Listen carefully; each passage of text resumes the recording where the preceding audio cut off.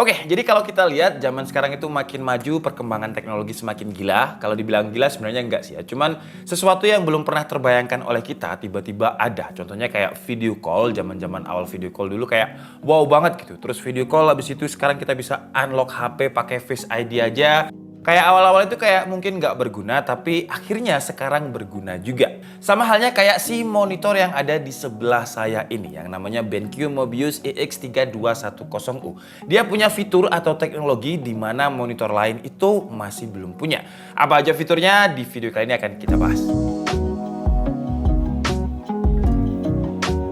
Kalau misalkan kalian aktif di dunia gaming, terutama dunia game FPS, game kompetitif, pasti kalian udah nggak asing dengan brand yang namanya BenQ. Monitor yang kata marketingnya paling premium, atau kalau kata orang awam sih paling mahal ya. Karena untuk monitor ini harganya 23 juta rupiah. Tapi apakah worth it dengan kita mengeluarkan uang 23 juta rupiah terus kita dapat monitor ini? Pertama yang perlu kita ketahui, BenQ ini memiliki dimensi layar 32 inch, panelnya IPS, resolusinya 4K UHD dengan refresh rate 144 Hz, response times-nya ada di 1 millisecond. Terus dia juga punya 98% DCI-P3 dan juga udah dilengkapi dengan AMD FreeSync. Terus juga ada fitur HDRI yang juga sudah memiliki certified VESA. Kemarin ketika saya suruh coba Chandra untuk main game Valorant di monitor ini, katanya monitornya terlalu besar. Sebenarnya bukan perkara terlalu besar sih ya, tapi karena biasanya Chandra pakai dimensi layar yang 24 inch terus pindah ke 32 inch, makanya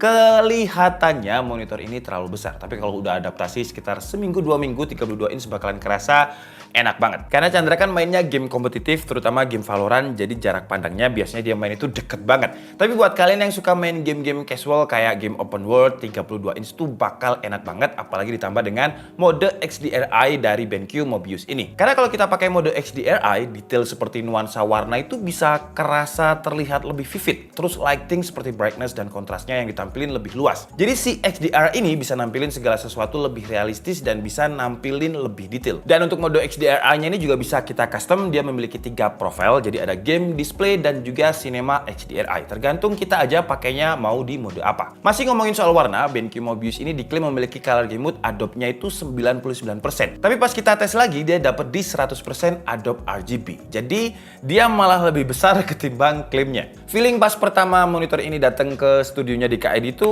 kita nggak bakal ngira kalau harganya 23 juta. Ya mahal aja, karena boxnya premium.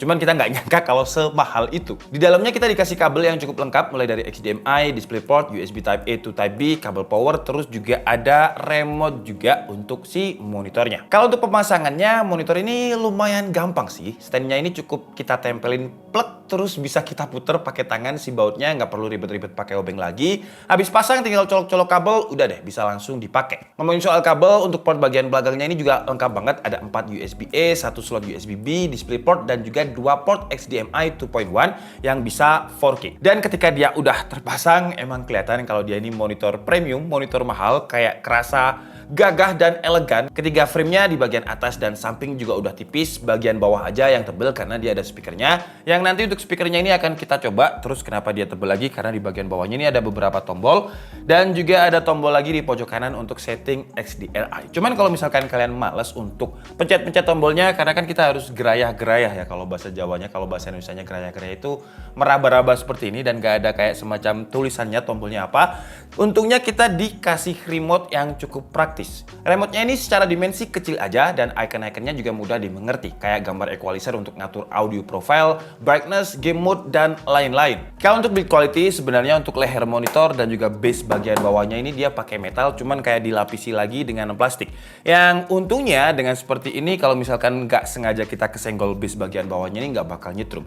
Cuman kekurangannya karena dia plastik, jadi walaupun lapisan aja ya, tapi feel-nya itu feel premiumnya agak berkurang gitu jadinya. Terus untuk adjustment dia juga sangat mudah, kita bisa hanya dengan satu tangan aja untuk adjust. Dia untuk naik turunnya seperti ini, terus juga tiltingnya juga bisa dengan mudah dengan satu tangan.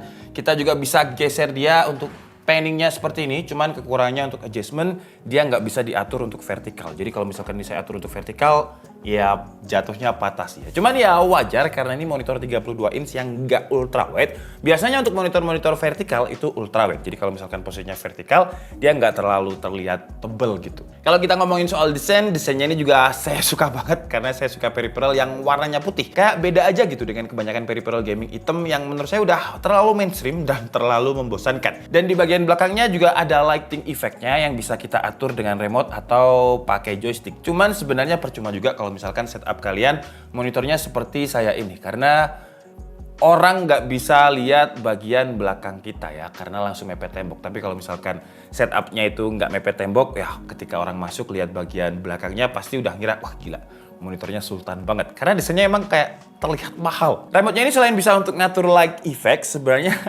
ada banyak banget ya menunya. Cuman kalau misalkan saya sebutkan satu persatu bakalan lebih panjang lagi durasinya. Jadi saya sebutkan yang penting aja. Kayak contohnya seperti settingan eye care buat lindungin mata kita kalau kita terlalu lama lihat monitornya. Dan juga color mode yang banyak banget fiturnya. Jadi ada black equalizer, sharpness, kontras yang sebenarnya di BenQ sebelumnya udah ada. Tapi ada fitur satu lagi tambahan yang dulu ketika saya review BenQ fitur ini nggak ada. Namanya adalah light tuner di mana dia akan cahayanya monitor ini bisa kita atur sedemikian rupa biar kita bisa dapat warna yang kita inginkan. Kayak gini contohnya. Dan monitor ini sebenarnya udah dicoba sama beberapa mata. Jadi ada saya dan juga beberapa tim di KID. Kalau saya sukanya profilnya itu dia ada di HDRI yang Cinema. Karena ketika saya gunakan untuk browsing, bikin script, dan nonton film itu kayak ya pas aja gitu kata saya.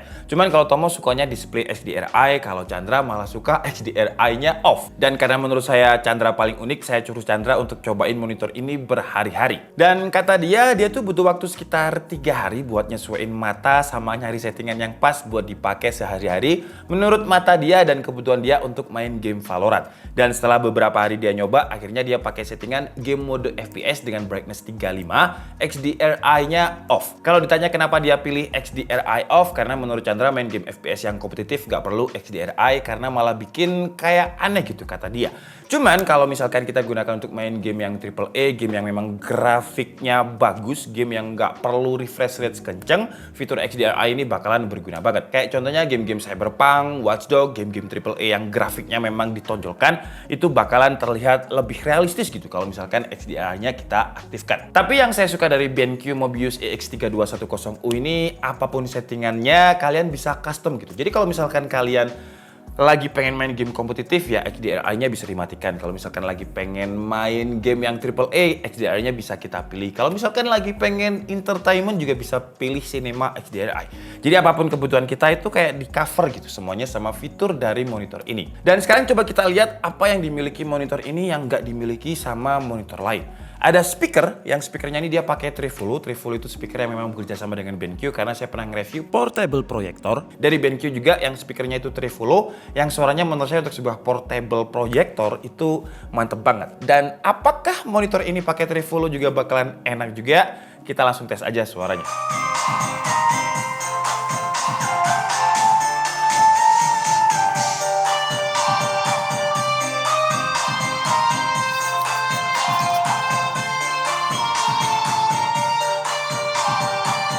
Jadi gimana kualitas speakernya? Kalau menurut saya sih enak ya, karena kalau misalkan kita pakai monitor ini kan ya jaraknya cuma sekitar 60 cm aja, dimana 60 cm menurut saya udah cukup untuk mendengarkan kualitas speakernya yang menurut saya bagus. Tapi kan speaker itu di monitor lain juga banyak lah, banyak monitor yang udah built-in dengan speaker.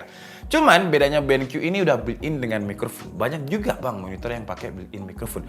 Beda ya, untuk mikrofonnya si BenQ ini dia sudah memiliki mic noise cancelling yang diklaim bisa memfilter background noise. Tapi apakah benar? Langsung aja kita coba. Oke, jadi ini adalah kualitas suara mikrofon dari BenQ Mobius EX3210 yang diklaim punya mic noise cancelling. Dan sekarang di sebelah saya ini ada kayak semacam air purifier yang suaranya juga lumayan kenceng. Terus di situ Mbak Selin juga lagi rapat ya. Dan kalau misalkan yang kalian dengar hanya suara saya aja, berarti memang mic noise cancellingnya bagus. Tadi sebenarnya udah sempat saya coba dan suaranya itu emang bagus ya untuk sekelas monitor. Suara mikrofonnya udah lumayan bagus karena Walaupun memang suara saya itu kayak di-press gitu, tapi masih bisa terdengar dengan baik dan suara background itu juga hilang. Oke lah, jadi mungkin cukup segitu aja video review dari BenQ Mobius EX3210 ini. Kesimpulannya, ya monitor ini bisa menjawab hampir semua kebutuhan orang ketika mereka bingung untuk pilih monitor. Karena tiap orang itu kan memiliki kebutuhan yang berbeda. Ada yang backgroundnya itu editor, ada yang backgroundnya itu gaming, ada yang beli monitor hanya untuk bikin skripsi atau browsing, banyak kebutuhannya. Cuman monitor ini sudah bisa mengcover semua kebutuhan itu. Karena untuk editing misalkan ya, dia sudah memiliki resolusi 4K dengan Adobe RGB-nya itu 100% dengan 98% DCI P3. Jadi warna yang ditampilkan itu sesuai dengan warna aslinya yang biasanya disukai dan juga menjadi standar untuk profesional editor. Profesional editor ya, bukan editor. Terus kalau misalkan bosen terus pengen main game, dia juga sudah memiliki refresh rate 144 Hz. Cuman sayangnya memang refresh rate-nya ini 144 Hz, dimana kalau game kompetitif itu sekarang udah banyak yang pakai 300 Hz bahkan. Cuman kalau kita lihat lagi resolusinya dia lebih gede. 4K. Biasanya monitor yang resolusinya 240 atau 300 itu masih di 1980 atau di 1080p. Terus kalau kebutuhannya hanya untuk entertainment, mungkin suka nonton drakor dan lupa bawa headset atau nggak punya speaker eksternal, untuk sebuah speaker yang speakernya ini built-in dengan layar, menurut saya suaranya udah, karena ya Trivolo ya, dia jadi suaranya udah enak banget lah. Terus kelebihan lain adalah mikrofonnya yang memiliki AI noise cancelling. Jadi sekarang kan lagi zamannya WFH, dimana kita juga kebanyakan masih kerja dari rumah, dan kalau misalkan kalian malas untuk pasang mic atau pasang earphone, kita bisa langsung pakai mikrofonnya si BenQ Mobius EX3210U ini. Ya kalau saya sih biasanya saya bakalan pakai mikrofon tambahan atau pakai earphone, cuman ya kadang itu ada lupanya juga. Jadi kalau lupa kita bisa pakai mic internal bawaannya si monitor ini. Kekurangannya, satu-satunya kekurangan kalau menurut saya si BenQ Mobius ini adalah harganya ya. Harganya yang lumayan 23 juta. Ya mungkin kalau buat pecintanya BenQ dia gak bakalan mikir 23 juta tapi BenQ udahlah gas aja. Cuman kalau misalkan disuruh bersaing dengan monitor-monitor lain yang harganya di 32 inch 4K 144 Hz itu masih ada yang di bawah dia, akan cukup sulit karena kebanyakan orang Indonesia itu masih lihat harga ya. Dia belum bisa lihat secara keseluruhan fitur-fitur dan juga ekosistemnya. Jadi ya itu sih menurut saya kekurangan terbesarnya adalah harganya yang lumayan. Oke, jadi mungkin cukup segitu aja video kita kali ini. Saya minta maaf kalau ada kesalahan dalam penyampaian informasi. Seperti biasa, kalian bisa mengkoreksinya di kolom komentar. Saya Nikita Budi and see you on the next video. Bye-bye.